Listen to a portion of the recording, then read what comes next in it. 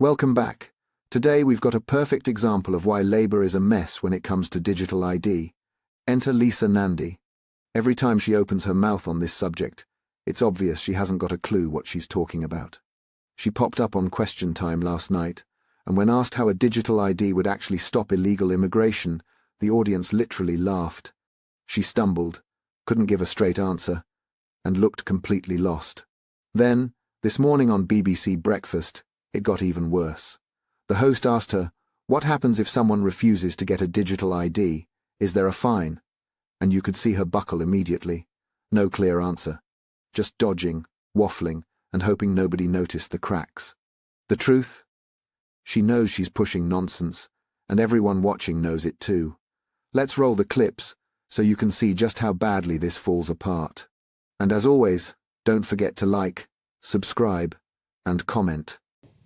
Sorry, I was just going to say, because you said this is only about getting jobs, which is, if it's limited to that, well, maybe that'll alleviate some fears. But even Tony Blair has said, oh, this is very good, it could lead to a gateway to government services. So he's already looking at expanding it. Well, it could lead to a gateway to government services for people who choose to use it in that way. So just like with the NHS app, which I'm on, many people are on, where you can access your own medical records, can make GP appointments online and order repeat medication. Just as that has been game-changing for people who choose to use it, so could a digital ID for people who want to use it for those services. But we're being clear as a government today, and the Prime Minister will outline this in a speech later today. We're not requiring people to use it for those purposes, but if they want to, and we suspect many people will, it'll make their interface and interaction with the state much easier and much more seamless. But frankly, in this country, any government's reputation for cyber security, as it were, has never been good. There are all sorts of breaches of data security. We've seen some recently as well that have stopped the NHS stone dead, or airports shut them down. We don't really trust a government's ability to keep our data secret and safe. So why should we trust you now? Well, we've been looking at the experience of other countries like Estonia, where they've been pioneers in digital ID, and the measures that they've put in place to protect people's data, including really robust encryption services, so that if you have a digital ID, when you use it, only parts of that ID, the parts that need to be shared, will be shared. But cybersecurity is a growing problem, as you rightly highlight. The issues at Jaguar Land Rover are only the latest in a whole series of incidents that have affected M&S, the British Library, and others. We're taking that seriously. We're bringing forward new laws, more robust laws, to protect our cybersecurity.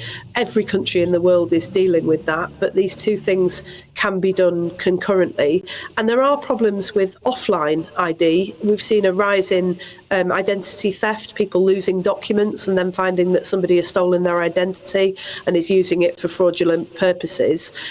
If we get this right, and we're determined to do so, having learnt from the experience of other countries who've done it before us, it should be more secure and help to keep people's data more secure than the current system of having to carry around a lot of documents and constantly demonstrate that through different means. My concern is more about civil liberties, to be perfectly honest with you. Will compulsory ID cards stop the small boats?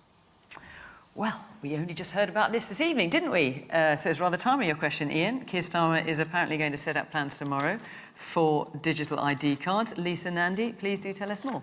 Well, we've been thinking about, as a government, what we can do, pulling every lever at our disposal to make sure that we get a grip on the immigration chaos, that we're able to welcome people to this country who have a right to be here, and that we're able to swiftly process and return people who don't.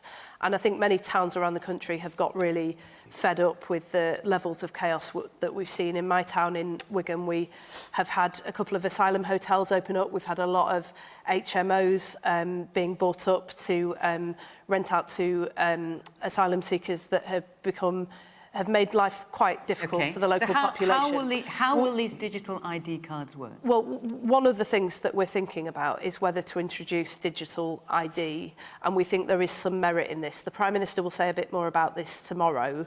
But we think that they offer two benefits. The first is that they'll be able to make sure that people are able to prove their right to be here, to work here legally very easily, which will then help us to deal with the illegal economy and stop people being undercut at work. But we also think there might be big benefits as well for citizens. If you think about the way that the NHS app has developed in recent years, and now you're much more able to do things like make GP appointments online and access your medical records, we think there may be benefits to the general population as well. But I would just say this, beware of any politician who tells you that when it comes to getting control of immigration, there is one single solution. We are coming at this from every single angle, disrupting the gangs, supporting people who have the right to be here, returning people. We know that's not I'm working. sorry, Richard, but you've had a lot to say about this week, and it's a different story every single time.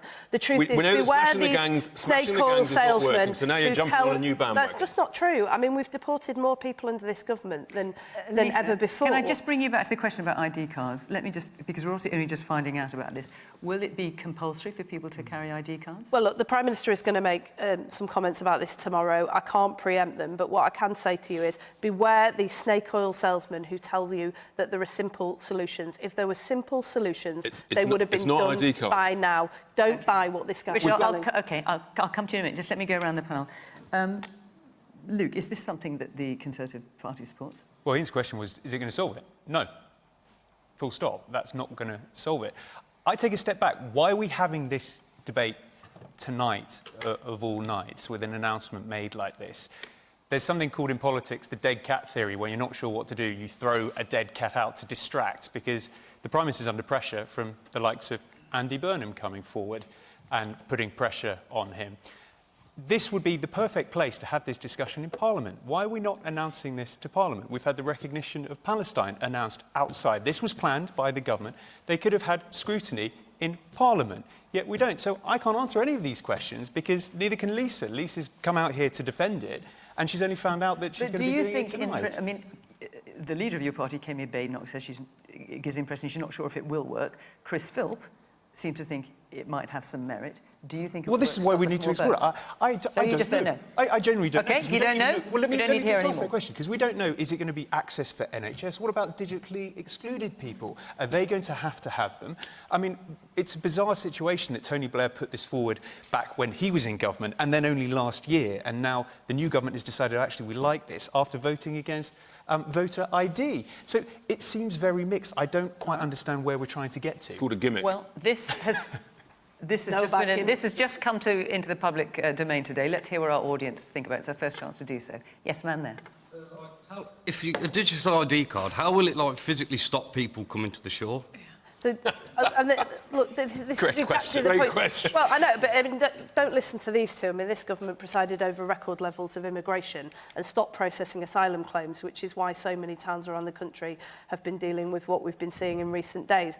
That's the point that I'm making, is that there is no one single solution to this. I tell you what will stop people coming over on small boats if we disrupt the criminal gangs. That's why what we've done... How's that working out? 50,000, over 50,000 in your 12... First flight took off last week. In the last 14 months, you're up 40% this year alone. Smashing the gangs has encouraged the gangs. It's a catastrophe. It hasn't encouraged the gangs. The first then why are the numbers up over 40% this calendar year, The first returns to France happened last week. Brilliant. 3. So 50,000 in and 3 out. Sorry, let me just... No, wait a minute, because I want to hear a bit more from our audience. We know that slightly you off the guys subject here. find it hard to Man do there in the maths, check but shirt. that is just nonsense. Man there in the check shirt. In my opinion, I don't think it's going to stop immigration, but it's going to open doors to having ID cards on your phone without producing the thing. But it is going to open up fraud where people can create false apps and then it can be reproduced. So it defeats the purpose of bringing it on phones when we've already had cyber attacks that are happening now. And how do we not know they're going to happen to our phones? OK, man here. It's really interesting to sort of bring it up. I think it's only literally just been released, so how is anyone supposed to form sort of a critical opinion on it, or say that it works or it doesn't work? The actual issue is sort of asylum and people coming in and people not processing claims. That is the problem. Absolutely. That's what needs to be solved. And there you have it, Labour's big idea for digital IDs exposed in seconds. No plan, no answers, just empty talking points. If this is their solution to illegal immigration, we're all in trouble.